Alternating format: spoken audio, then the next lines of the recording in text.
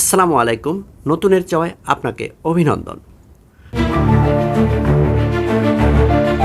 সম্প্রতি মিডিয়াপাড়া ঘুরে নায়িকা থেকে শুরু করে পরিচালক, প্রযোজক সহ সিনেমা জগতের সঙ্গে সংশ্লিষ্ট ব্যক্তিদের সঙ্গে কথা বলে ঢালিউড নায়িকাদের কার পারিশ্রমিক কত এবং কোন নায়িকা এক সিনেমায় কত টাকা নেন এর একটা হিসাব তুলে ধরেছেন প্রথম আলো। প্রথম আলোর প্রতিবেদনে উঠে আসে কারো পারিশ্রমিক 3 থেকে 5 লাখ টাকা, আবার কারো 10 থেকে 15 লাখ টাকা।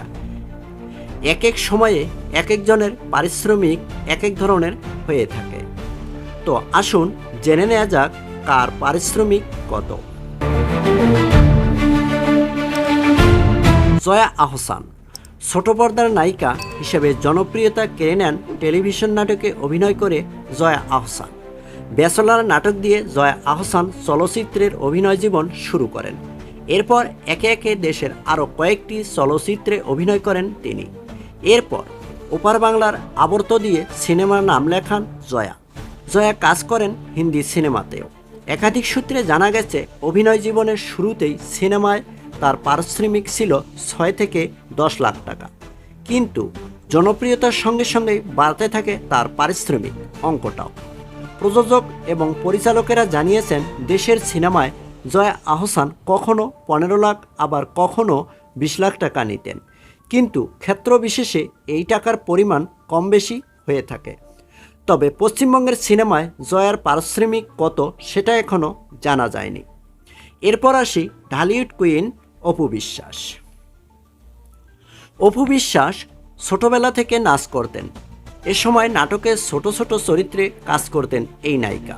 তবে আমজাদ হোসেনের কাল সকাল সিনেমাটি দিয়ে শাকিব খানের সঙ্গে বড় পর্দায় যাত্রা শুরু করেন ঢালিউড কুইন অপু বিশ্বাস।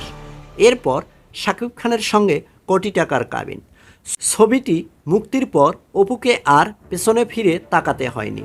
19 বছরের অভিনয় জীবনে প্রায় 100টির মতো সিনেমায় কাজ করেন অপু বিশ্বাস। তবে এর মধ্যে 80টির মতো ছবিতে তিনি শাকিব খানের নায়িকা হিসাবে জনপ্রিয়তা করে নিয়েছেন। সেই সময়ে অপু বিশ্বাস সিনেমা প্রতি 15 থেকে 20 লাখ টাকা পারিশ্রমিক নিয়েছেন বলে একাধিক সূত্রে জানা গেছে। তবে সম্প্রতি এই নায়িকার ক্যারিয়ারের ভাটা পড়ায় এখন তিনি বিভিন্ন পণ্য প্রতিষ্ঠানের প্রচারণায় ব্যস্ত আছেন। কিন্তু এই নায়িকার সর্বশেষ মুক্তিপ্রাপ্ত ছবিটি ছিল ছায়াবৃক্ষ, যেখানে তিনি পারিশ্রমিক নিয়েছিলেন 4 থেকে 6 লাখ টাকা। এরপর আসি বাংলার আরেক জনপ্রিয় অভিনেত্রী তমা মির্জা। তমা মির্জা বিনোদন অঙ্গনের শুরুর দিক থেকেই নাচ করতেন, কিন্তু 1.5 দশক আগে তার প্রথম চলচ্চিত্রের অভিষেক হয় এমবি মানিক পরিচালিত শাকিব খানের বিপরীতে বলো না তুমি। তবে তার এই প্রথম ছবিতে পারিশ্রমিক নিয়েছিলেন তিনি 3 লাখ টাকা। গেল 1.5 দশকে 20টির বেশি চলচ্চিত্রে অভিনয় করেছেন তিনি। সিনেমায় অভিনয়ের জন্য পেয়েছেন জাতীয় চলচ্চিত্র পুরস্কার। 2023 সালে সুপারহিট তকমা পায় তমা মির্জা অভিনীত সুরঙ্গ। বড় পর্দার পাশাপাশি তমা মির্জা ওটিটির সিরিজ ও ওয়েব ফিল্মে সমানতালে কাজ করে যাচ্ছেন। খোঁজ নিয়ে জানা গেছে তমা মির্জা এখন ছবি প্রতি পারিশ্রমিক নিচ্ছেন 10 থেকে 15 লাখ টাকা। সবশেষ একটি চলচ্চিত্রে 12 লাখ টাকায় চুক্তিবদ্ধ হয়েছেন তিনি। এরপর আছি বাংলার আরেক নায়িকা শবনম বুবলী। উড়োজাহাজের কেবিন ক্রু ছিলেন শবনম বুবলী। এরপর সংবাদ পাঠিকা, পরে চলচ্চিত্রে নাম লেখান বুবলী। বসগিরি সিনেমা দিয়ে শুরু হয় তার চলচ্চিত্র জীবন। শবনম বুবলীর 8 বছরের অভিনয় জীবনে প্রায় 2 ডজনের মতো সিনেমাতে কাজ করেছেন তিনি। প্রথম ছবিতে শাকিব খানকে নায়ক হিসেবে পেয়েছেন বুবলী। পরপর কয়েকটি ছবিতে শাকিব খানের বিপরীতে নায়িকা হয়ে আলোচনায় আসেন এই অভিনেত্রী। জীবনের প্রথম সিনেমায় এই নায়িকা পারিশ্রমিক পেয়েছিলেন 5 লাখ টাকা। প্রযোজক ও পরিচালক সূত্রে তেমনটাই জানা গেছে।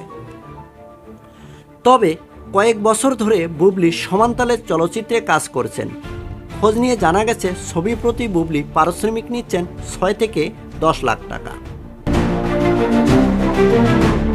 এরপর আছি ঢালিউডের আর এক কুইন বিদ্যা সিনহা মিম। হুমায়ূন আহমেদের পরিচালনায় আমার আছে জল চলচ্চিত্রে অভিনয়ের আগে তার পরিচালনায় আরেকটি নাটকে অভিনয় করেছিলেন বিদ্যা সিনহা মিম। সে নাটকে অভিনয়ের জন্য 5,000 টাকা পারিশ্রমিক পেয়েছিলেন তিনি। তবে বিভিন্ন সূত্রের খবর অনুযায়ী মিম প্রথম ছবিতে পারিশ্রমিক পেয়েছিলেন 7 থেকে 10 লাখ টাকা। অভিনয় জীবনে মডেলিংয়ের পাশাপাশি চলচ্চিত্রেও অভিনয় করেন মিম। মুক্তির অপেক্ষায় আছে দিগন্তে ফুলের আগুন। নতুন কয়েকটি ছবিতে অভিনয়ের ব্যাপারে কথাবার্তা চলছে। মিম যেসব প্রযোজক পরিচালকের সঙ্গে কাজ করেন তাদের কাছ থেকে পাওয়া তথ্য মতে ছবি প্রতি 15 লাখ টাকা পারিশ্রমিক দাবি করেন মিম। তবে ক্ষেত্রবিশেষে কম বেশি হতে পারে বলে জানিয়েছেন তারা। বিনোদন জগতের আরেক নায়িকা নুসরাত ফারিয়া। বিনোদন অঙ্গনে শুরুর দিকে গানের ভিডিওতে মডেলিং নায়িকা চরিত্রে অভিনয় করেন নুসরাত ফারিয়া।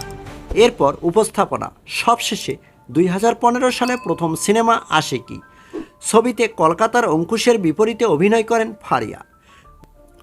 বিশ্বস্ত সূত্রে জানিয়েছে ছবিতে ফারিয়ার পারিশ্রমিক ছিল 5 থেকে 7 লাখ টাকা। এই নায়িকার উল্লেখযোগ্য ছবির তালিকায় আছে বঙ্গবন্ধু। 1 বছরের বেশি সময় ধরে নতুন ছবির খবর সেভাবে পাওয়া যায়নি। মাসখানেক আগে হঠাৎ জানা যায় জিন 3 নামের একটি ছবিতে কাজ করেছেন তিনি।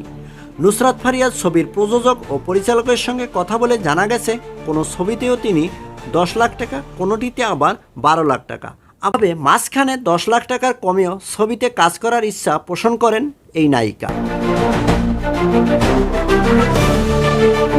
এরপর কথা বলছি আলোচিত সমালোচিত ঢালিউড সুন্দরী পরীমণি। পরীমণি আলোচিত আর সমালোচিত নায়িকা হিসেবে বেশি জনপ্রিয়। আলোচিত চিত্রনায়িকা পরীমণি অভিনয় জীবন শুরু করেন নাটক দিয়ে। জীবনের প্রথম ধারাবাহিক নাটক সেকেন্ড ইনিংস। অভিনয়ের জন্য 26,000 টাকা পারিশ্রমিক পেয়েছিলেন তিনি। 10 বছরের অভিনয় জীবনে তার প্রথম চলচ্চিত্র ভালোবাসা সীমাহীন। এই ছবির জন্য 3 লাখ টাকা পারিশ্রমিক নিয়েছিলেন পরীমণি। সময়ের সঙ্গে পরীমণির জনপ্রিয়তা বেড়ে ওঠায় গেল বছর তিনি অভিনয় করেন কলকাতার চলচ্চিত্রেও।